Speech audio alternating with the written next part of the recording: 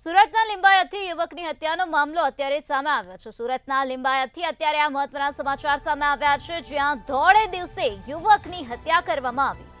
લિંબાયત પોલીસે આરોપીની ધરપકડ કરી છે। પ્રેમ પ્રકરણમાં હત્યા કરાઈ હોવાનું સામે આવ્યું છે, તો પોલીસે આરોપીની ધરપકડ કરી છે અને આ સમગ્ર મામલામાં પોલીસ દ્વારા વધુ પૂછપરછ હાથ ધરવામાં આવી રહી છે। તો સુરતના લિંબાયત વિસ્તારનો આ બનાવ પ્રકાશમાં આવ્યો, જ્યાં યુવકની હત્યાનો મામલો અત્યારે સામે આવ્યો છે। આરોપીની અટકાયત કરવામાં આવી છે અને પોલીસ દ્વારા આ સમગ્ર મામલાને લઈને વધુ પૂછપરછ હાથ ધરાઈ છે।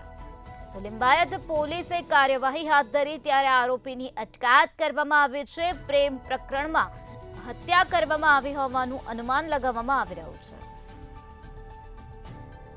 દિન દહાડે યુવકની હત્યા કરી દેવામાં આવી છે।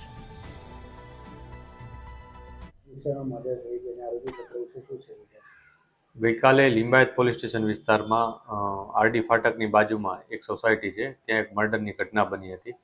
આ ઘટનામાં જે આરોપી છે દીપક પાટીલ, એની પોલીસે ધરપકડ કરી છે।